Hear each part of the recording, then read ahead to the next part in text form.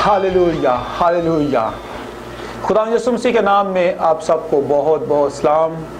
अजीज़ बहन भाइयों, खुदा के अजीम लोगों, खुदा के अजीम खादमों, आज हम एक बड़ी ख़ास मौजू पर बात करना चाहते हैं, जिसके लिए कलीसिया ने, पब्लिक ने, लोगों ने बहुत हमें इस बात के लिए इंसिस्ट किया है कि हम इस बात को दुनिया तक लेके जाएं, क्योंकि ये बातें बढ़ती जा रही हैं। इन बातों की बहुत ग्रोथ हो चुकी है कि बुत परस्ती और मसीहियत जो है आपस में जुड़ी हुई है।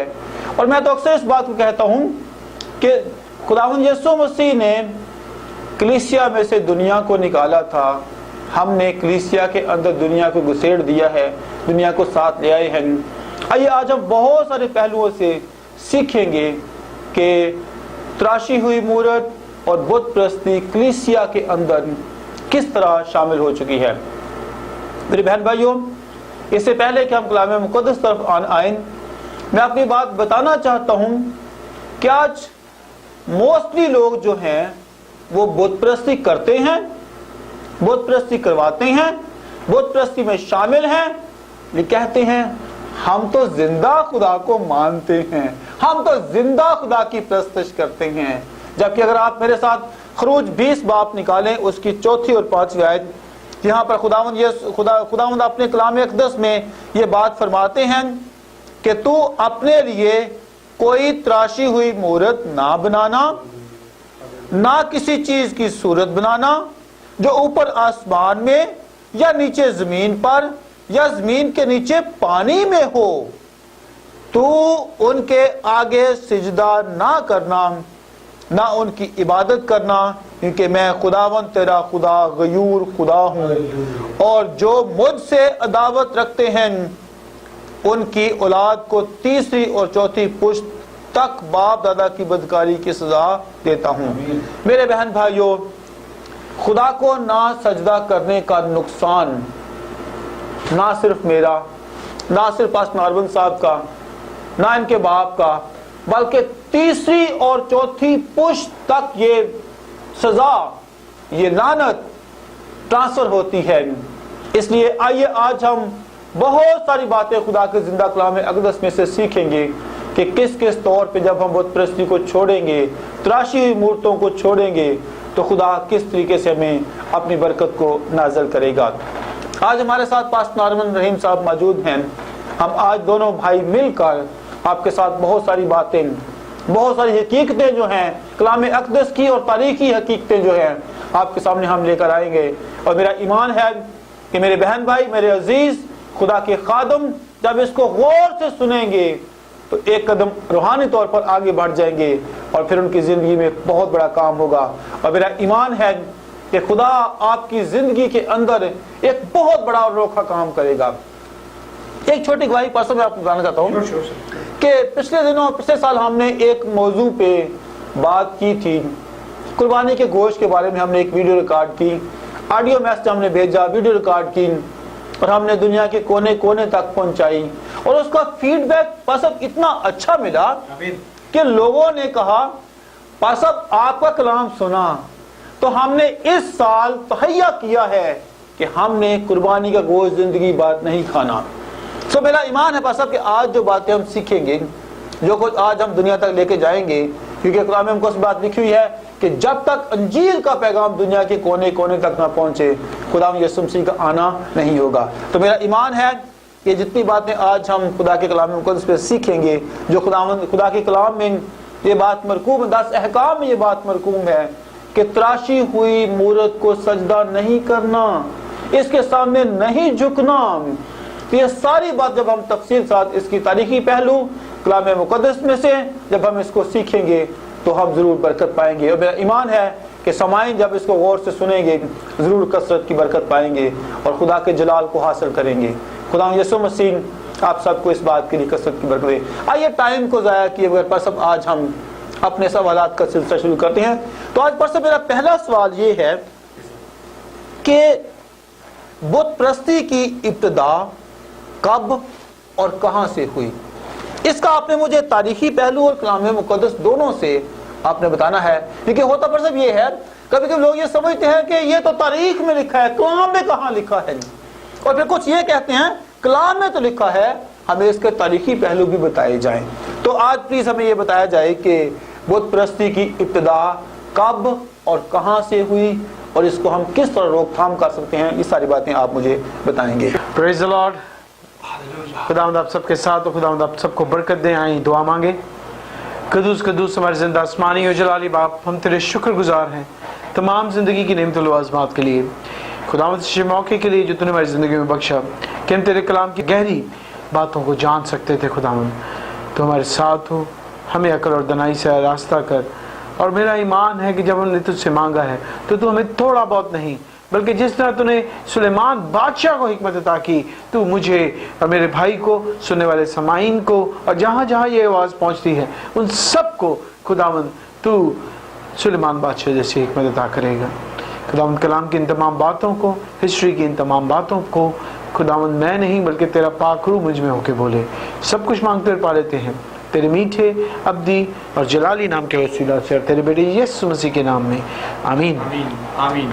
सर जी, आपके सवाल बहुत अच्छा है और मेरे हिसाब से, और जो आपने शुरू की आयत पढ़ी वो भी बहुत ज़बरदस्त थी। और आयत में आपके सामने दोबारा उसका खुलासा रखना चाहता हूँ। खुदावंद ने मूसा से कहा कि जा बनी इसराइल को ये आइन दे, और दूसरा आइन क्या था कि तू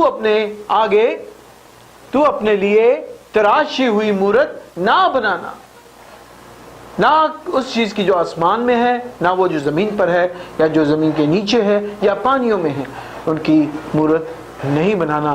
फिर आगे एक बड़ी प्यारी बात खुदा ने लिखी, क्योंकि याद रख क्या कि तेरा खुदा जो तेरा, मैं खुदावंद खुदा तेरा गयूर खुदा हूँ।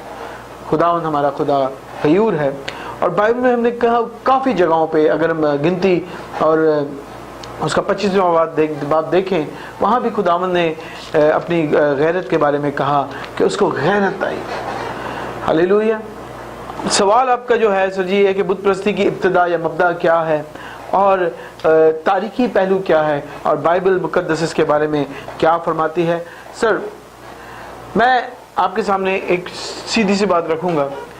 दुनिया का आगाज़ जो है, अगर देखें नूह का जो तूफ़ान आया, और नूह के कितने बेटे थे जो बचे? 3 बेटे, हैम, शैम और याफत या जैफत, और उनकी 3 बीवियां और नूह की बीवी थी। और जब ये नूह का तूफान आया, कलाम के मुताबिक कोई भी बशर जो ज़मीन पर रेंगता था या चढ़ता था या उड़ने वाले तमाम पंछी या जानवर, वो सब तबाह हो गए, फना हो गए। और फिर जो ये लोग बचे, ये लोग जब किसी से बाहर आए तो इन्होंने खुदावंद की कुदरत को देखा, खुदावंद के बड़े काम को देखा। तो मैं कहता हूं कि अगर एक पुष्ट में खुदावंद का बड़ा काम हो तो कई पुष्टों तक उसकी मिसाल और उसकी गवाही चलती है। और ये गवाही चलती रही खुदावंद के कलाम के मुताबिक। अगर हम खुदावंद के कलाम में देखें, पैदाइश के 9वें-10वें बाब के अंदर अगर हम देखें तो वहां पे लिखा है कि ये जब मशरिक की तरफ चले तो एक मैदान में आके रुक गए। और फिर उसमें वो मैदान जो है, आज का जो ईरान इराक का बॉर्डर, या आप कह लें कि बाबुल का एरिया, वो मैदान था। और वहाँ पर उन्होंने डेरा डाला और 2 जो दरिया थे उनके दरमियान उन्होंने डेरा डाला। और अब नूह के 3 बेटे थे, और अगर हम उनका नसबनामा देखें तो नूह की 10वीं पुष्ट में उसका जो बेटा था शेम, जो सबसे छोटा बेटा था शेम, उससे इब्राहिम पैदा हुआ। यानी शेम से एबर, यानी जो इब्रानी लफ्ज़ निकला है इब्रानी, एबर यानी इब्रानियों का बाप, फिर नहूर, और नहूर से तारा, और तारा से इब्राहिम। ये 10वीं पुष्ट तक, नूह की 10वीं पुष्ट में जाके इब्राहिम पैदा हुआ। और इब्राहिम की पैदाइश तकरीबन अगर कैलकुलेट किया जाए 2033 कबल मसीह या 2033 BC थी। और ये बातें मैं इसलिए करूँ ताकि हमें जब जान सके, क्योंकि कुछ बिद्दतें हैं जो भी चल रही हैं हमारी कलीसियाओं में जो कि गलत हैं, जिसको हम तारीखी पहलू से जान सकते हैं। फिर जो नूह का जो दरमियाना मंजरा बेटा था हाम, उससे कुश पैदा हुआ, और कुश से नमरूद पैदा हुआ। ये नूह का पड़पोता था। नमरूद नूह का पड़पोता था। और कलाम में इसके बारे में साफ लफ्जों में बातें लिखी है। नमरूद जो था एक शिकारी शख्स था।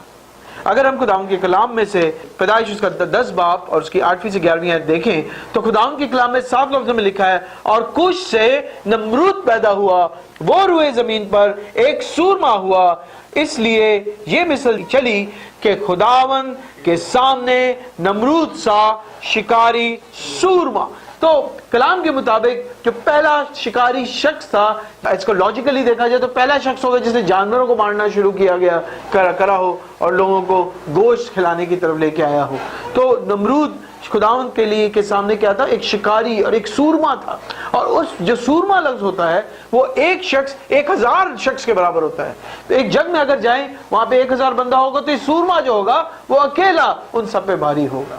اور شکاری وہ شکار کرتا تھا، اور شکار صرف نہیں کرتا تھا اور وہ لوگوں کی حفاظت بھی کرتا تھا جنگلی جانوروں سے۔ وہ ایک سورما شخص تھا۔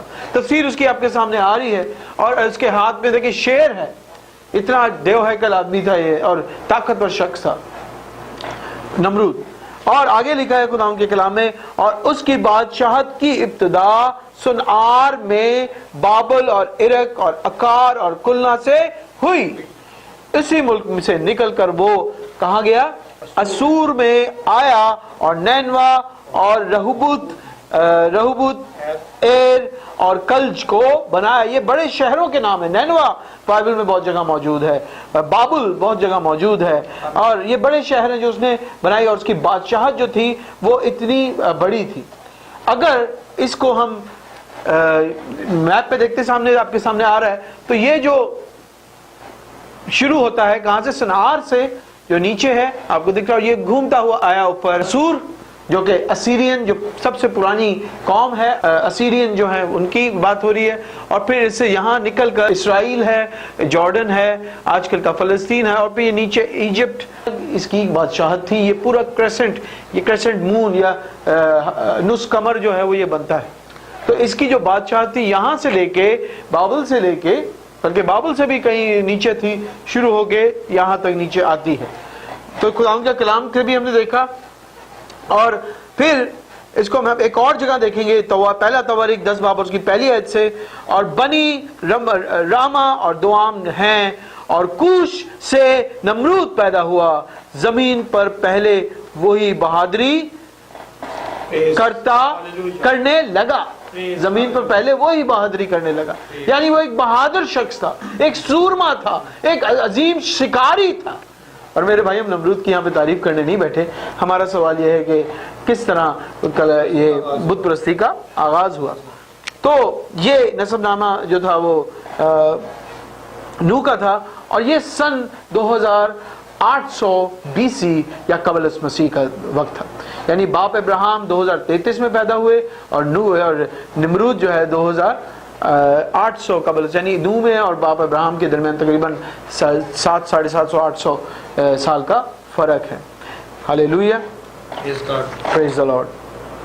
پھر خداوند کے کلام میں میکا 5 باب اس کی 6 آیت میں لکھا ہے، اور وہ اسور کے ملک کو اور نمرود کی سرزمین، جو نمرود کی سرزمین پھر سامنے آپ کے آ رہی ہے کہ یہاں سے لے کے یہ پورا کریسنٹ بنتا ہے، ایجپٹ بھی اس کے اندر شامل ہے، مصر بھی اس کے اندر شامل ہے۔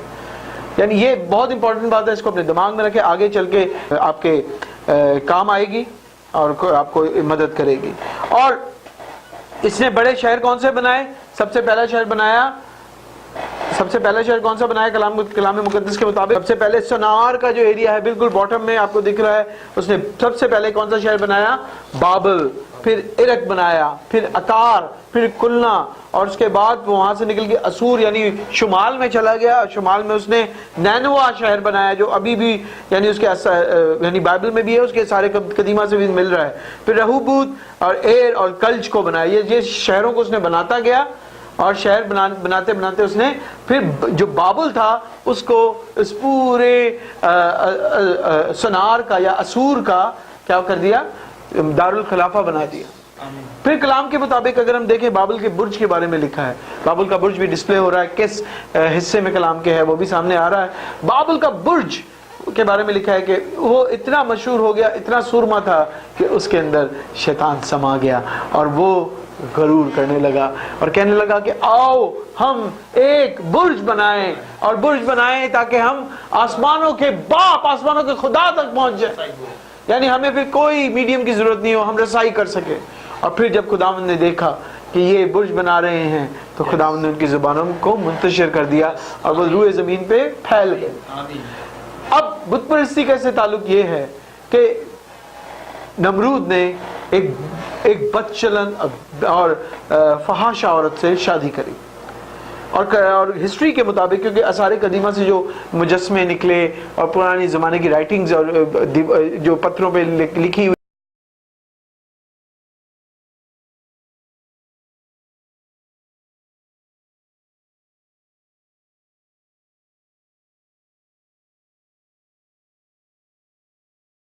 نمرود سمیرامس۔ اب سمیرامس ایک بد چلن عورت تھی، اور وہ جب اس نے نمرود سے شادی کی تو نمرود ایک بہت بڑا سورما تھا، اور جو نون ورلڈ تھا، جو جانے جانے والی دنیا تھی، اس میں نمرود جو تھا وہ کافی بڑا سورما اور بادشاہ تھا، وہ ایک بادشاہ تھا اور وہ اس کی ملکہ تھی۔ اب ایک جنگ میں وہ نمرود جو تھا وہ ہلاک ہو گیا۔ جب ہلاک ہوا تو سمیرامس باقی پیچھے اکیلی اس کی ملکہ رہ گئی، اور اس کی طاقت ختم ہو رہی تھی۔ تو وہ اس نے اپنی بدچلنی میں کیا کیا، اس نے لوگوں کو یہ بولنا شروع کر دیا کہ نمرود مرا نہیں ہے۔ یہ ہسٹری کی بات ہے، اگر آپ جوبلی کی جو تاریخ ہے اس میں پڑھیں اور انسائکلوپیڈیاز کو دیکھیں اور جتنی ہسٹری کی ہسٹورینز ہیں ان کی کتابوں کو پڑھیں تو اس میں یہ چیزیں ملیں گی۔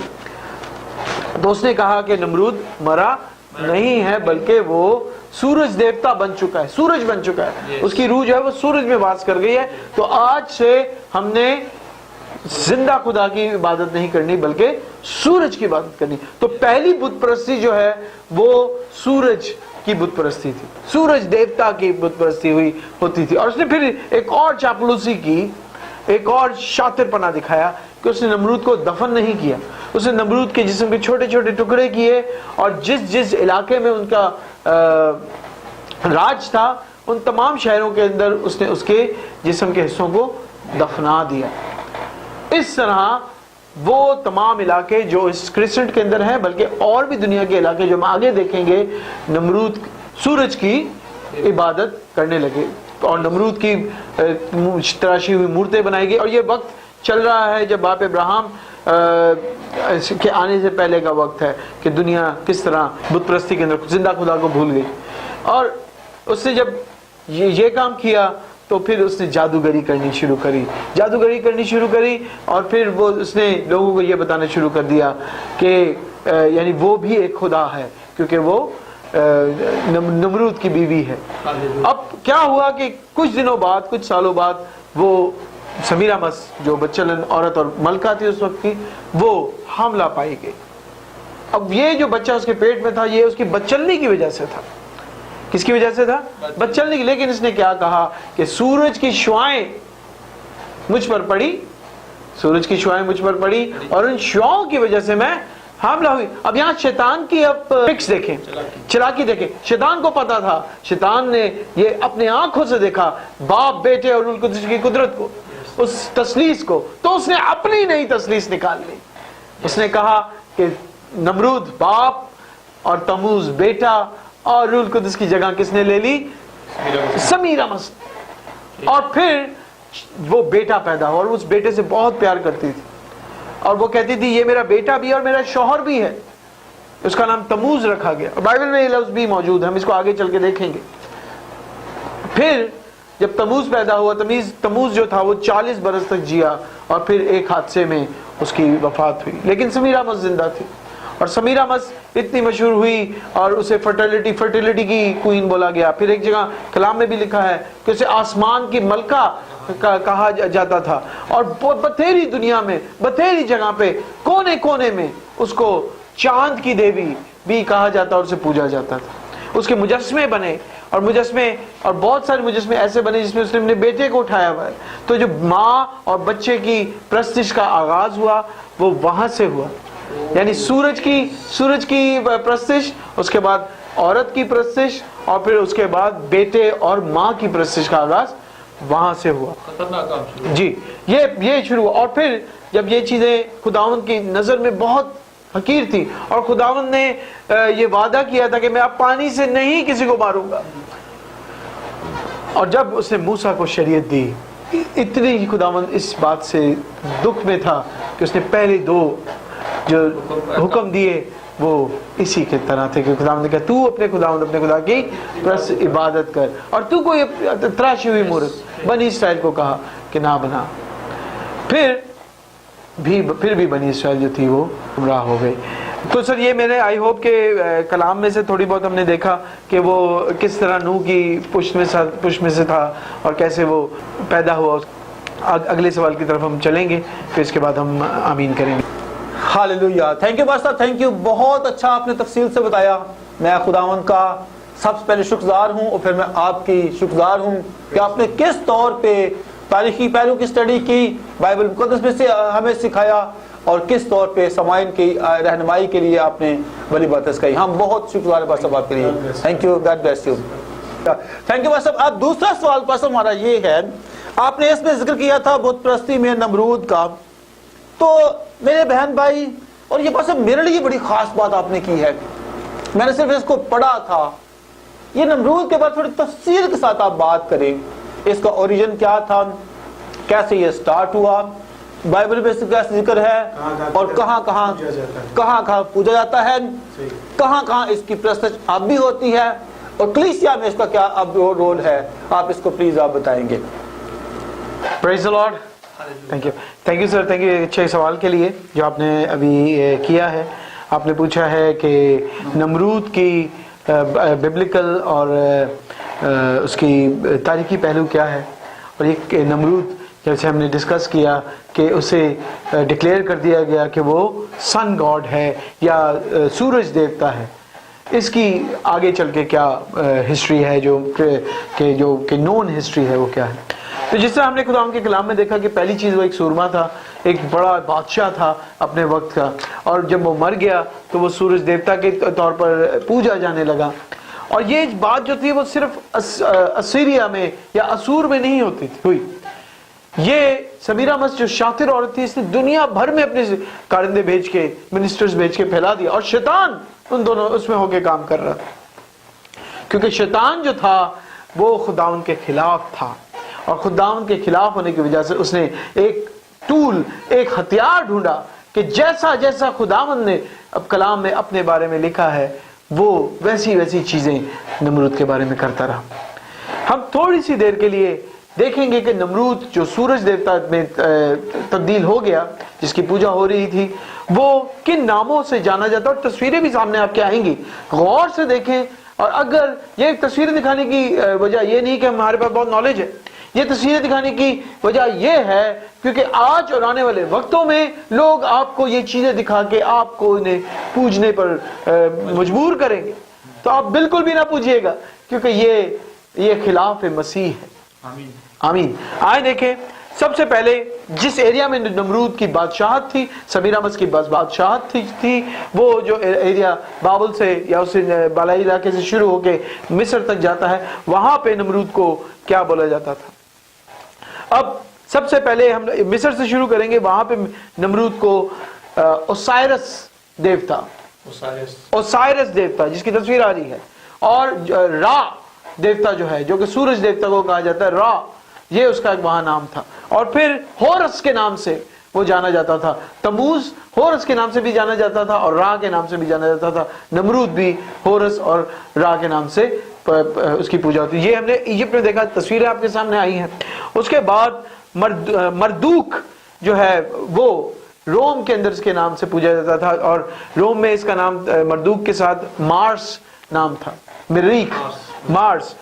پھر اس کے بعد نمرود کے دوسرے جو نام تھے, انکی, جو کہ ایجپٹ کے اندر نام تھا. پھر اپسو جو تھا وہ پرشیا کے اندر نام تھا. اور پھر استلوہی جو ہے یونان کے اندر, یا استلوہی جو ایک دیوتا ہے یونان کا, جو کہ سورج دیوتا کو کہا جاتا ہے, وہ یونان کے اندر تھا.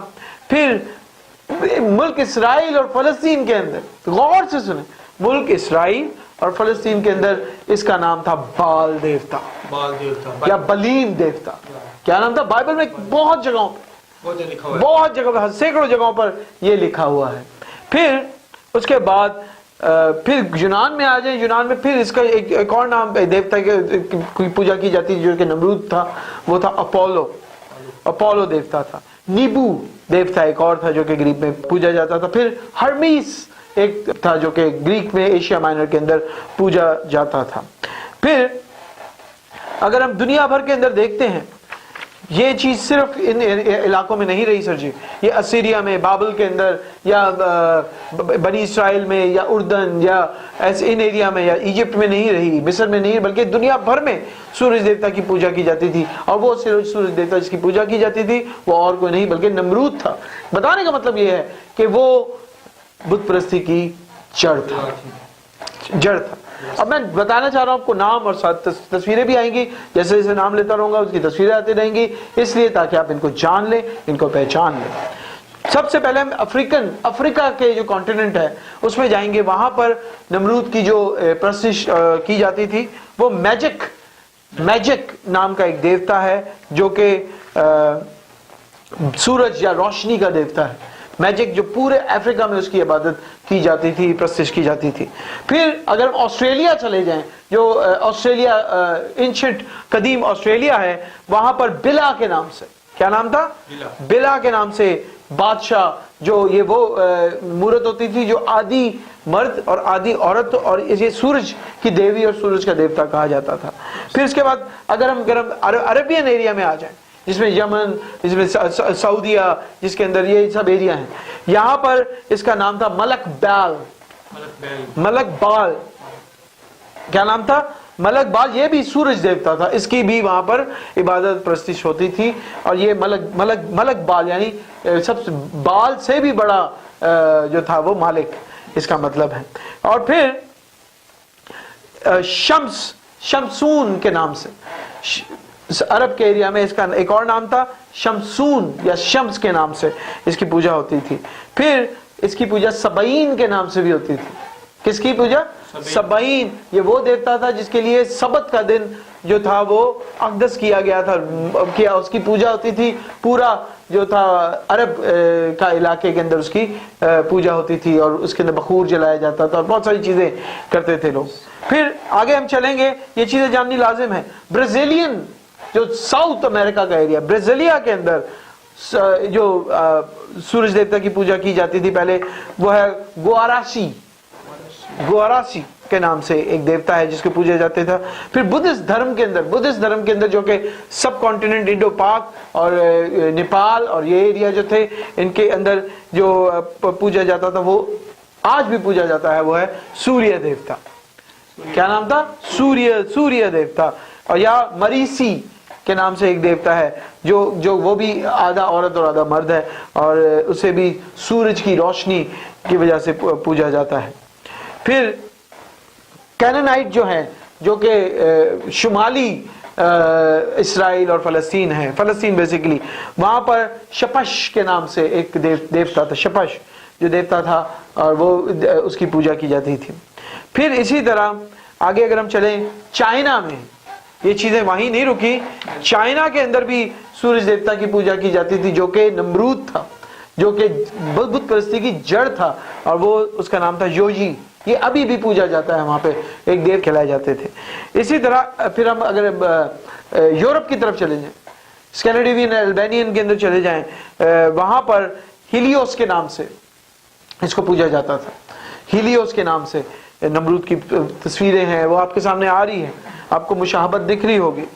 پھر ہندو مذہب کے اندر یا ہندو مت کے اندر جو کہ ڈفرینٹ کنٹریز ہیں، ایشین کنٹریز، اس ٹائم پہ بھی ہوتی تھی. پہلا دیوتا ہے اگنی دیو، جو کہ وہ بھی اسی طرح پوجا جاتا ہے، اور وہ بھی نمرود کی ایک شکل ہے جو کہ مشہور ہونے کی وجہ سے وہاں تک گیا. اس کے بعد آریامان ایک دیوتا ہے. پھر روی ایک دیوتا ہے. جو کہ پوجا جاتا ہے، جس کی تصویر آپ کے سامنے آ رہی ہے، اور آخر میں سوریہ دیوتا ہے جس کی تصویر آپ کے سامنے ہے، ان کی پوجا کی جاتی ہے۔ اور یہ سب کے سب کیا تھے؟ وہ مشہور اور معروف شکاری جو کہ اب سورج بن چکا تھا، پرستش ہوتی تھی۔ آخر میں ایک دو اور کنٹریز دیکھیں گے، اس کے بعد ہم آگے چلیں گے۔ جاپان کے اندر یہ اماتراسو بادشاہ، اماتراسو بدھ کے نام سے پوجا جاتا تھا، اور ابھی بھی پوجا جاتا ہے۔ تصویر آپ کے سامنے آ رہی ہے۔ میسوپوٹیمیم جو ہے، جو کہ ایران کا ایریا ہے، اور عراق اور ایران کا اور ترکی کا ایریا ہے، یہ وہ ایریا ہے۔ یہاں پہ شمش کے نام سے بدھ تھا جو کہ تھا نمرود کا، اس کی پوجا ہوتی تھی۔ پھر نیٹو امریکن جو اس وقت امریکہ ہے، یونائٹڈ اسٹیٹ آف امریکہ ہے، وہاں پر وائی لکوٹا کے نام سے اس کو پوجا جاتا تھا، نمرود کو، جو کہ سورج دیوتا تھا۔ پھر پرشیا یا پھر افغانستان کا جو ایریا ہمارا ہے ابھی، اور ایران کا ایریا ہے، مشرقی ایران جو ہے، وہاں پر بالدر کے نام، یہ بھی بال کا ایک نام ہے، بالدر جو ہے وہ، اور سول کے نام سے پوجا جاتا تھا۔ اور نہنڈی کے نام سے ایک اور بت تھا جس کے نام سے یہ پوجا جاتی ہے۔ یہ سب چیزیں میں آپ کو اس لیے بتا رہا ہوں سر کہ یہ چیزیں ہمیں جاننی ضروری ہیں۔ لوگ اپنے بچوں کے نام رکھ دیتے ہیں بغیر جانے، اور پھر بہت ساری زندگی میں تبدیلی آتی ہے۔ پھر اسکینڈینیوین جو سلویکین دنیا میتھولوجی ہے، اس کے حساب سے اس کے ڈیز باگ کے نام سے ایک بت ہے جس کو یہ پوجتے ہیں، یہ بھی سورج دیوتا ہے۔ اور ہارس کے نام سے ایک سورج دیوتا ہے۔ پھر ترکمانستان جو ہے، ترکی اور رشیا، ان ایریاز کے اندر کویاش کے نام سے، کس نام سے؟ کویاش کے نام سے ایک بت ہے، اس کی تصویر آپ کے سامنے آ رہی ہے۔ یہ تمام ایریاز کے اندر اس طرح نمرود کی پوجا ہونی شروع ہوئی، اور یہ اس کا جو جڑ تھا سن 2800 قبل از مسیح سے شروع ہوا۔ اس طرح نمرود جو تھا وہ پوجے جانے لگا، اور نمرود جو تھا وہ سورج دیوتا بنا، اور سورج سے بال بنا، اور بہت ساری جگہ پہ۔ اگر ہم کلام میں چاہتا ہوں کہ کچھ، کیونکہ کلام کے اندر 8747 دفعہ ان بتوں کے نام ہیں، اور ان کے لیے خدا نے کہا ان کی نہیں پوجا کرنی۔ کچھ آیات ہیں اس کو ہم دیکھیں گے، جیسے امون ایک دیوتا ہے جو کہ چیف گاڈ آف ایجپٹ، مصر کا چیف گاڈ ہے، جو امور یا را ہے، وہ میں آپ کو صرف بتاؤں گا، آپ اس کو نوٹ ڈاؤن کر لیں، اور سامنے ڈسپلے بھی ہو رہی ہے آیت کی ریفرنس۔ یرمیہ نبی کا صحیفہ 46 باب اور اس کی 25ویں آیت کے اندر اس کے بارے میں یہ لکھا ہے۔ بال کے بارے میں تو بہت ساری جگہ ہیں، لیکن سب سے پہلے بال دیوتا جو کہ فرٹیلٹی اور بارش کا دیوتا ہوتا تھا، وہ کنان کا بت تھا۔ اس کے بارے میں قضات 2 باب 10 سے 13ویں آیت کے اندر ہے لکھا ہے۔